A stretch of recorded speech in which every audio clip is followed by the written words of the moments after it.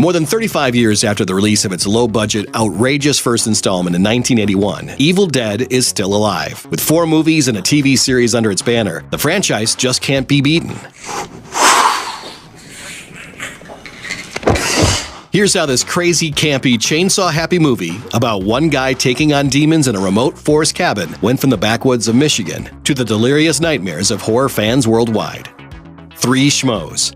The film was willed into existence by one essential trio: actor Bruce Campbell, director Sam Raimi, and producer Robert Tappert. Though none of the three had those titles when they came together to start their project, they were instead, in the words of Bruce Campbell, three schmoes in search of a clue. Unbeknownst to all of them, they were destined for a long future together, and it all started with a series of low-budget Super 8 films they made together in college. After cobbling together a catalog of shorts, the three started thinking about producing a full-fledged feature, and in 1979, Raimi came up with a story about some kids who accidentally summon evil spirits from a sacred burial ground. Within the Woods. To make their horror project, which they wanted to name The Book of the Dead, the trio first finished a short film as a proof of concept, calling it Within the Woods. You're only cursed by the evil spirits if you violate the graves of the dead.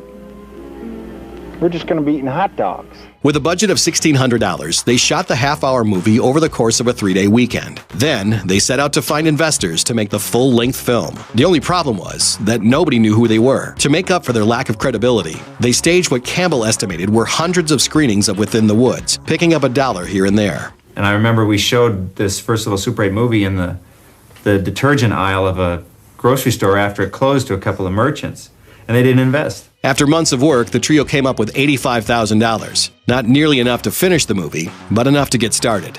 Pain and celluloid. Knowing money was tight, the trio was merciless when it came to keeping costs contained. To get a shot of the camera breaking through a window, they just shoved the camera through a real window, while another guy smashed the window with a 2x4 to break the glass before the lens touched it. According to Campbell, when all else failed, we just taped the damn camera to Sam's hand. The opening shot of Evil Dead consisted of me pushing Sam in a rubber raft across a swamp while he leaned out, skimming the camera across the water and swooping over decaying branches. That wasn't the only time the actors had to suffer indignities for the film, not by a long shot. One actress lost her eyelashes while making a plaster mold of her face. Others were mercilessly scratched up by branches in the woods. Mosquitoes swarmed to the Caro corn syrup that the crew used for blood. At one point, Campbell sprained his ankle on set, and Raimi took to whacking the busted ankle with a stick before takes to get a better performance out of him. Wild success.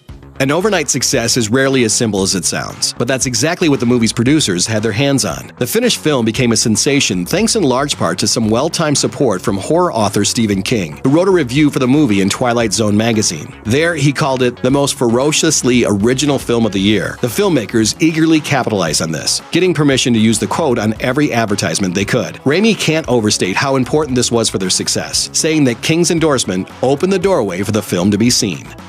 Dead by Dawn.